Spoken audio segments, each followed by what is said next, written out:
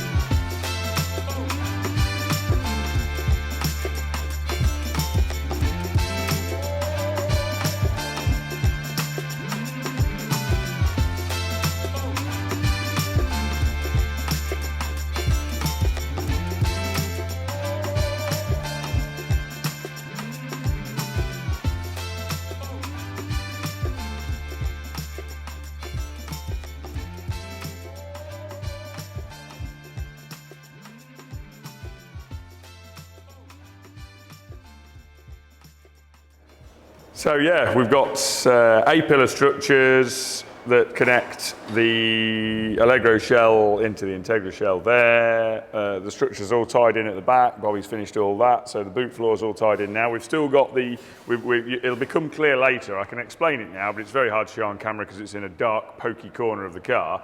But we're going to make some pockets, if you like, in the corners of the boot floor, where the boot floor at the moment is the original Integra boot floor, which joins the Allegro boot aperture right at the opening. We're going to drop that down on the rear corners, down into the original Allegro quarter panel. Have two sort of pockets in there for several reasons, mainly structural and making it a little bit easier to build.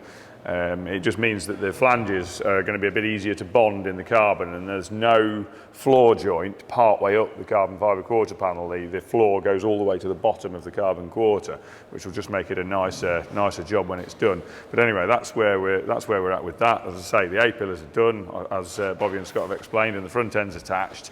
I think, as they also explained, the inner to outer wing joint along here, the wing mounting rail, as we would call it, that doesn't exist at the moment. So the wing's not mounted between there and there. That all needs to be done, and all the reinforcement of the inner wing needs to still be done yet. But it's plenty strong enough to just sit there on its wheels like this. There's no problem there.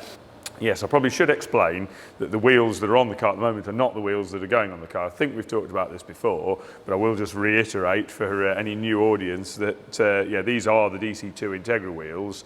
These have been fitted with some spacers to simulate the wheels that will be going on the car, so that we've got the correct offset. So although we can do everything using CAD and measuring, it's always nice to just have a wheel in the actual final place of the correct dimension, just to be certain. And having that captured on a scan just gives George a bit of comfort that what he's done using measuring and the CAD does actually fit over the wheel in CAD as well. So that's why we've got the wheels on like this. They're simulating the final fitment wheels, which are currently being made.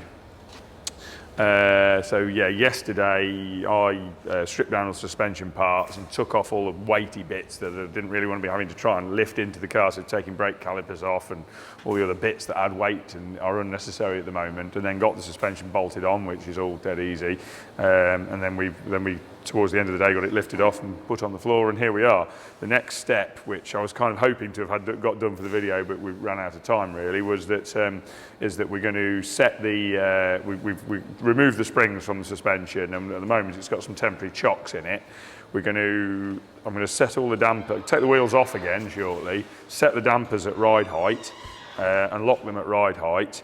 And then trim the front wings and the rear quarter panels to clear the wheels with the car set at ride height. And then at that point, George will come down, well, actually get Luke down, I think, to get on with getting all this scanned, so that we've got the final panels fitted, trimmed, wheels on, scan, that George can then work from to do the modelling of the modifications to the front wings and the quarters for the tooling for the carbon fibre. So yeah, that's all that. In the meantime, we will also pop the engine, the B18 Honda engine and gearbox, again straight out of the Integra. It's very easy, it just drops straight in, but we shall drop that in just so that we can get ahead a little bit on clearance at the front for radiator and that side of things. Just make sure we've got some room there. We'll probably also pop the seat and the steering wheel and internal parts in again, just for clearance checking, and I mean, we kind of know everything fits, but just to work things out a bit there. And then at some point, probably next week also, we'll be looking at putting the rear seats in, which we're going to base on the Integra rear seats, get them in so that we can start working on the metalwork in the back, because there's quite a bit still to do in the back. It's not so structural that the car can't sit here on its wheels, and it's not so structural that it requires it being on the jig, but we've got to remove the parcel shelf and build some structure that ties the bottom of the C-pillars onto the top of the inner arches. That's probably the next sort of key structural part inside. So we're going to get on with that as well. So that's where we're at with Allegro. Moving on from that, I'll go this way. We'll briefly touch upon the E-Type. A little bit of progress has been made on this. However, Sam was working on this, but Sam's also now moved on to the Escort. Now we're at a stage that he could work on that. So I'll briefly hand over to Sam to explain what he's been up to on the E-Type. All right, so this week I've been cutting a big hole in this E-Type. So we're going to replace the floor. It was pretty rotten like this one was. We're doing that as well, just leaving one in for reference. It's getting a big auto transmission that has a big pan that's way wider than the standard frame rails. So I've had to widen that out to make clearance for it. That'll get trimmed accordingly and sit all nice. I've also been doing a few little rush repairs. Well, not actually repairs yet, but we've cut out a big rotten panel that was in here. Yeah. So yeah, Sam's explained all of that in plenty of detail there. Really, there's not really much for me to elaborate on. That's the plan. He's going to be doing the same sort of symmetrically opposite job as he's been carrying out on the driver's side. I say that. I'm trying to remember which hand drive this car is. Yeah, this car is staying right-hand drive. Yes, so he's been doing that work on the driver's side. He's going to be doing this sort of symmetrically same job on the passenger side once this side's done. And as he mentioned, he's got some modifications to do to the floor pans where these ribs come out. Obviously, this wider centre tunnel is going to cut across these ribs. So what he's going to do is crunch these ribs. I've referred to, I'm calling it crunch them out. I don't have a better description really. Basically use the pneumatic shrinker to crush these ribs back down to take the stretch out of the material, to flatten that out, and then it'll reshape neatly a new radius into the end of these ribs that then ends up shorter, so it clears the closer where the rail cuts into this section, so it'll clear that but still look neat and look like a factory job. So that's probably the next stage really, is modifying the floor pan so that you can drop it in, and then fabricating the rail section at the front, because we're going to extend the little short stubby boxed sections that where the front frame bolts on. They sort of finish in the footwell, and now the rail kicks out, we're going to extend those back so that it meets the rail where it kicks out and all ties in nicely. So it doesn't really inhibit the driver's footwell. The actual footwell width at the bottom where your pedals are and where your feet rest doesn't change at all. It's slightly narrower further back, basically under the seating area and under your thighs. That's where we've narrowed the footwell space, but it's not where your feet actually go, so it's not really changed anything in terms of comfort and usability of the car. The footwells on these are very small to start with, but we've not touched the area where your feet actually go, so yeah, it's all good. Everything's coming along nicely, but as I say, Sam's now moved on to Escort. On that subject, we'll swing straight round to Escort, which is here, which is, as you can see now, upside down on the rotisserie. That was taken off the lift on Wednesday, I think, Wednesday morning. I think I took that off the lift. Tom worked on it on Monday and Tuesday, finishing off the last bits of metal shaping on the wheel arches, a little bit of reshaping on a quarter panel, and doing the final fit check around the boot lid and one or two other areas of final checking over. And then on Wednesday, that was taken off the lift. We've sorted out, modified a trolley for it, because our Escort trolley has got the other Escort, the Project 1 Escort on it next door. So I modified a second trolley, one of our other sort of fleet, to stick this on. Brought this out, got it into the middle of the workshop, and then at that point, got on with, I did some work on the doors fits, because the door to sill fit was a bit tighter one side of the shell than the other. The door to roof is the same, but the door to sill, basically the aperture heights versus the door heights were slightly out. So there's a little bit of adjustment there of the bottom of the door and the sill, and there's a slight wave that needed taking out. Bit of filing and hammering basically to get the door and sill, the door to sill and door to quarter fit sort of dead right. That's dealt with, nothing very serious there. And then following that, the car's been put onto the rotisserie here, and Scott and Sam have picked up all the underside work, which is all of the stuff that couldn't be done on the jig and then wasn't really the choice of job you'd make on the lift, because it would be working upside down. Grinding upside down is never much fun if you can avoid it. There's no point doing it upside down if you can avoid it really, so that's waited until the car's upside down on the rotisserie. So now all the weld dressing underneath, all the finish welding that needed doing, any little gusset plates and things that have needed adding in, for example these little tie-in gusset plates on the gearbox cross member, the end cappings on the gearbox cross member, the gussets for the rear subframe mounts, and then all of the seam brazing, welding on the compression strut mounts, tidying all the welds in the wheel arches, trimming back all the metalwork around the rear turrets, finish welding all of that, and then completely seam brazing everything with the TIG braze setup that we use that I've mentioned many times before. Again, if you need to know more about it, you can ask a question, but I've touched on it so many times I won't go into detail now. Once all of that finishing, trimming, tidying work's done, then this will be in for blast and zinc metal spray, which we're hoping to be Monday. Realistically, I think it's going to be probably mid-week, Tuesday, Wednesday next week for blast and zinc metal spray on this shell now. But yeah, it's very, very close to the final bits now. So yeah, pretty much there. Moving on from there, I will touch on Churchill, but we've not really done anything on that. There's not really anything to talk about on that, in that Stu's actually away at the moment. So there's and we haven't got any spare bodies to pick the work up on that at the moment. So that is where it is. And the body shop guys have been chiefly carrying on with the 309. We'll whiz past there. That's just being bagged up at the moment, I think, for just for wet flatting. Yeah, that's epoxy on it now. Yeah, I thought so. I just couldn't tell from it. I wasn't sure because it's got the guide coat on. I wasn't sure whether it was polyester or epoxy. Yeah, that got epoxied yesterday. So panels are ready in the boot. yeah, panels ready for paint. They're already blocked, so they're just bagging up the interior on this so we don't get wet blocking residue all inside it. Now it's sealed up with the epoxy. That can be wet flatted all over. Then that'll be ready for paint. So yeah, coming on well really. The final paint is very close now. So yeah, that should be out of the way just in time really for the Escort to move in. That's all worked out quite well really. I think on that note, it's a bit of a rapid whistle-stop tour around the place, but I think that pretty much sums up where we're at this week. So I'll hand over to Cal at that point.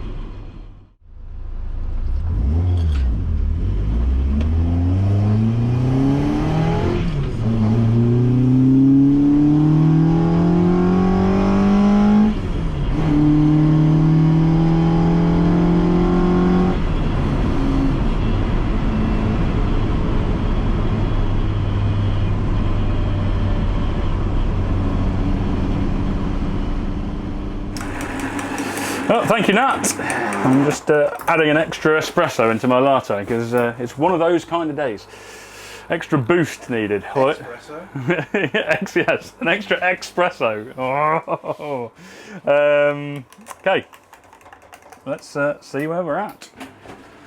Oh, you don't start saying jalapenos, that's what I'm Right, so Land Cruiser, really just finishing off minor details on this. We were just having the speaker mount 3D printed. So for the audio system on this, we're just going for a JBL sort of wireless Bluetooth speaker.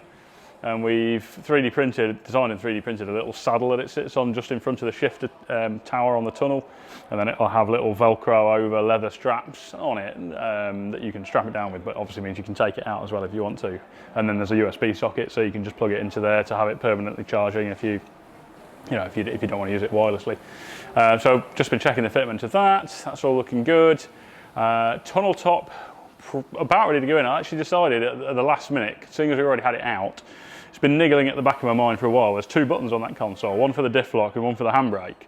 And I originally wasn't going to label them, because it's only two things, it's not a lot to remember, but then I thought, you know what, maybe for the sake of argument, I'll just get laser etched on the diff lock one what it is, seeing as we already had the tunnel top out. So that's just gone away to be laser etched with a couple of other bits actually. The Morris, the wheel centre caps we just recently had machined and black anodised. They're having the Morris M logo etched into those.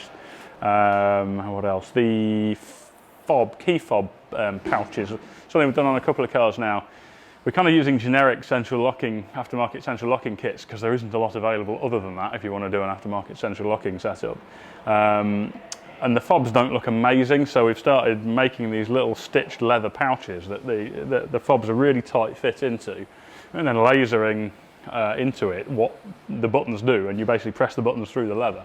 So we're just having those lasered for the Morris as well, and I think we were just re-lasering the fluid caps on the Morris.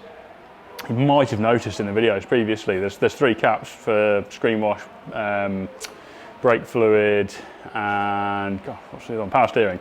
And the first time round, we wanted them all orientated, the logos orientated the right way when the lids were done up.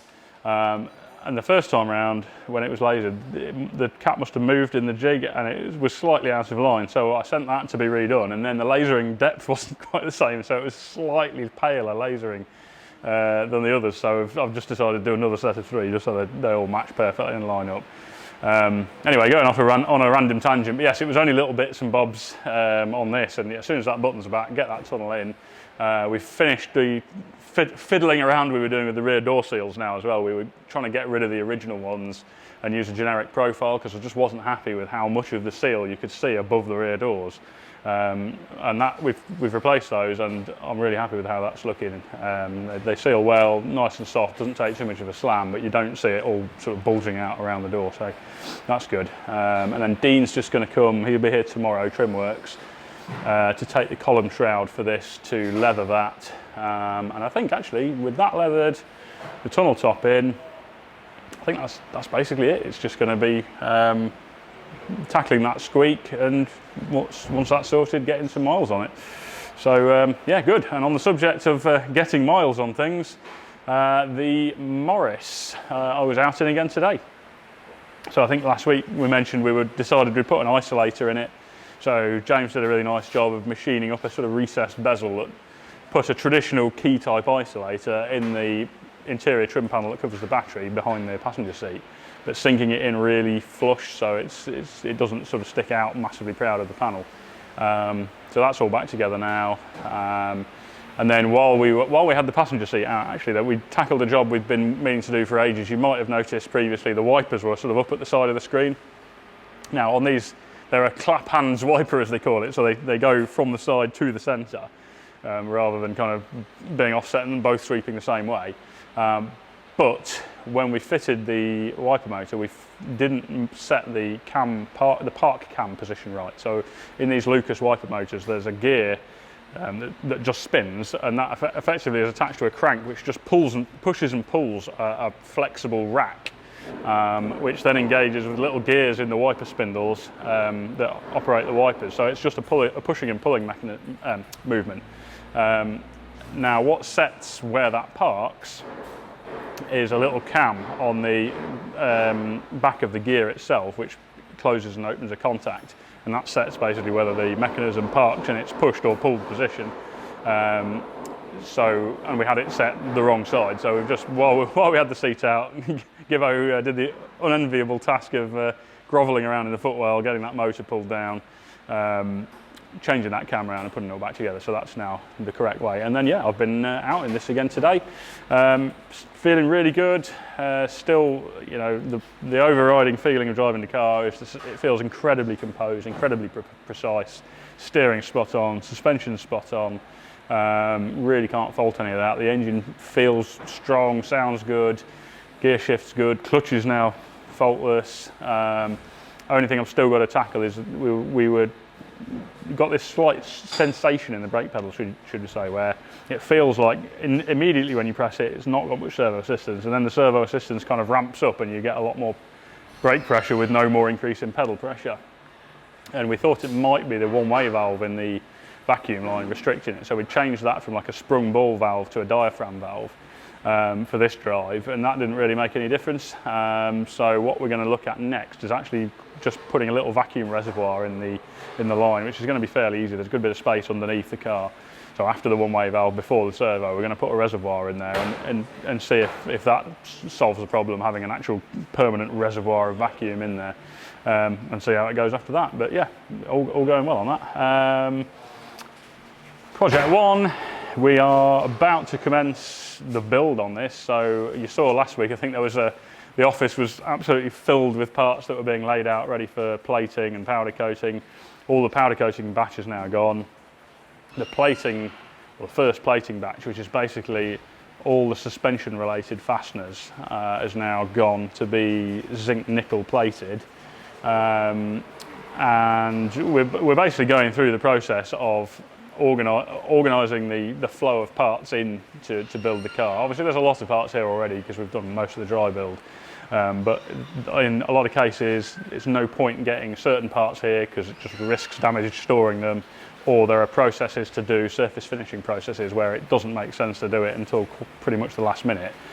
For the same reason, there's no point having pretty surface finished parts around in storage, risking them being damaged.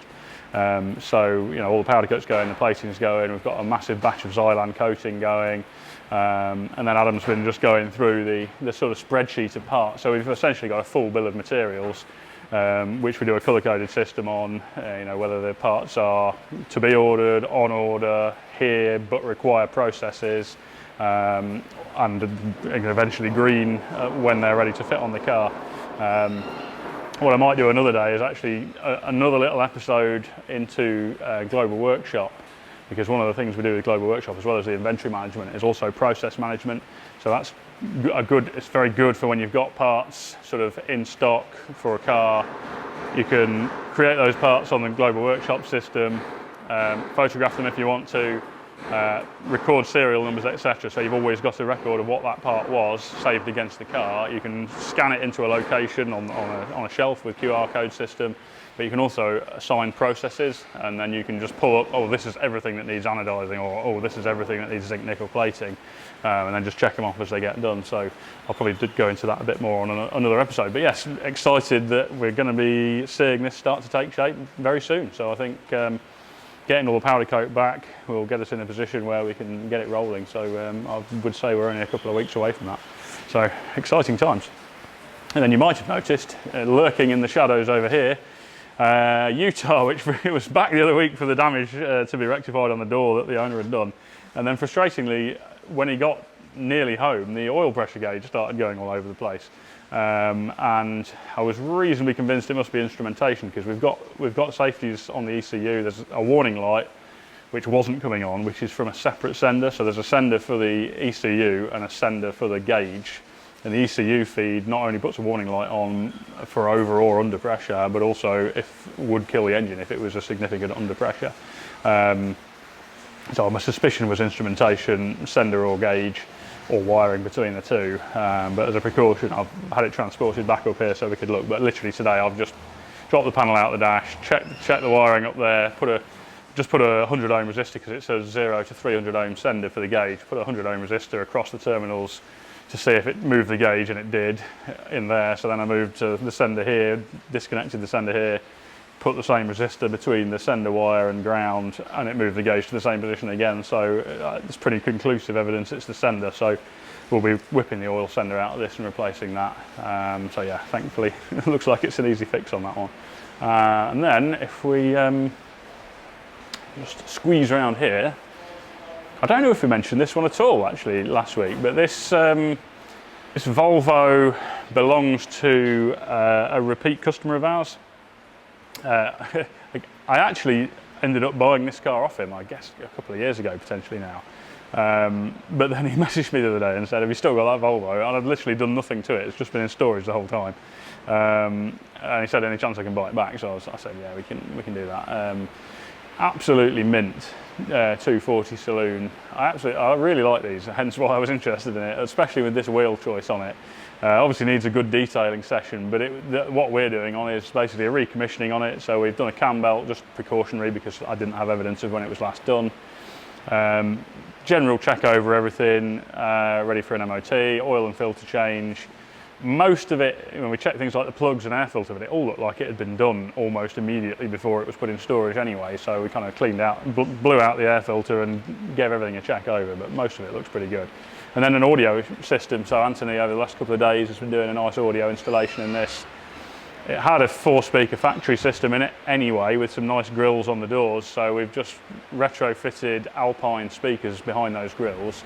We've done one of those Blaupunkt, I think it's Frankfurt head units. Blower Pump recently, a few years back, they did one of their old head units kind of reimagined, and behind the cassette slot there's like a USB and a jack plug and stuff. And then they've just recently brought out another version, and I think it's the Frankfurt, which is we've done on this.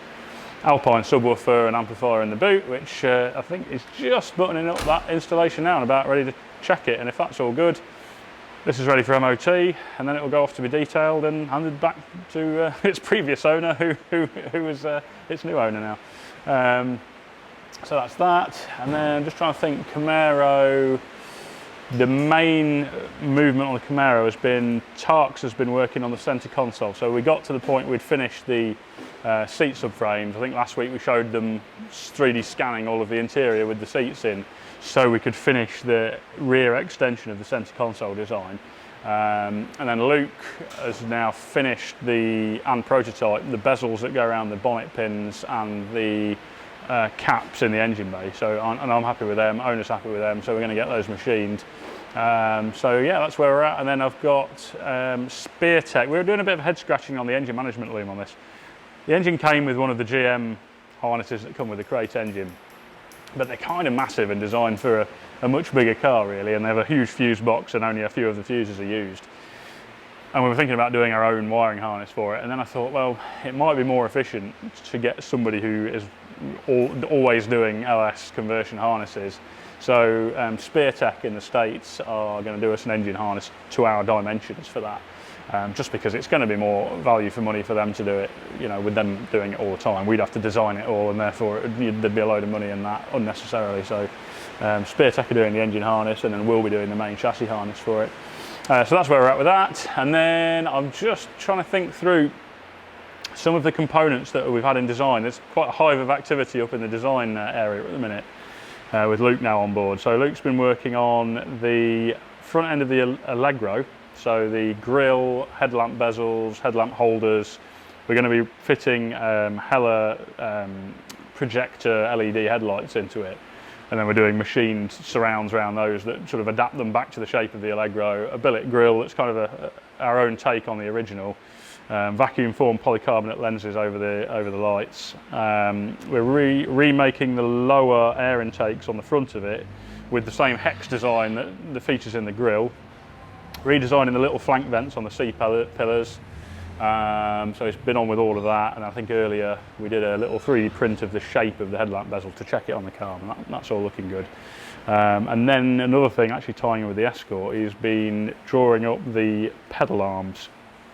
So we're using Gartrack pedal boxes, but we decided it would be more cosmetically appealing, shall we say, if the actual pedal arms themselves weren't just a kind of rough pressing, and we'd had to modify them anyway to crank the clutch over to clear the steering column. So we thought actually it'd be nice to kind of incorporate all that into a clean, fresh design. And so we've just drawn up some pedal arms that are going to be machined in aluminium to go into that Gartrack pedal box. What else has he been on with? I think that's probably about it. I'm sure I'll have missed something. And then George is on with Project Norman, the rear end design. We did the basic design of the shape quite some time ago, but we've now moved our thinking over to doing the rear end of that car in carbon fibre rather than sheet metal. So we need to kind of get that to a state where the model's accurate and clean and perfect enough, shall we say, to actually machine a mould straight from the CAD for that. So that's what George is on with at the minute. And on that note, I'm going to Aha, I thought I'd forgotten my phone for the second week running then, but I haven't. I'm going to have a swig of coffee first because I've made this and then not had any of it. Right, so I'm going to answer some questions. So, this one made me laugh. Is Bobby a Scottish Pole? Very close. He's actually a Scottish Bulgarian. So he moved here from Bulgaria, I think about 10 years ago, he'll probably correct me on that, and has been living and working in Scotland ever since until he started here. So yes, he has an interesting accent. Absolutely top bloke though. Phil Tucker, that was a question from David Collins 9350. This one's from Phil Tucker 1224. I don't understand why you still need a lockable barrel in the Mark 1 Escort door handle button, as surely the central locking mechanism will be the only one used. Well, in general operation, yes, but I'm absolutely against having central locking as the only form of unlocking and locking a car. If you look at any of the cars we do, you'll see there's always a mechanical lock on there as well. Because I'm just paranoid about it being locked out. If there's a failure with a number of things, obviously the central locking receiver, the fob, the motor, the linkage, the battery, any of those things could potentially then result in you having to break into the car. So I'm not particularly keen on that. So yes, wherever possible, although we try and do it cleanly, we'll like to still have a physical lock. So if the worst happens and you get an electrical failure of some sort, you can still manually lock and unlock the car on the key. Last one from Andrew Murray 6475. Question, is your videographer a full-time employee? The amount of build detail captured is immense, and I guess the editing is extensive.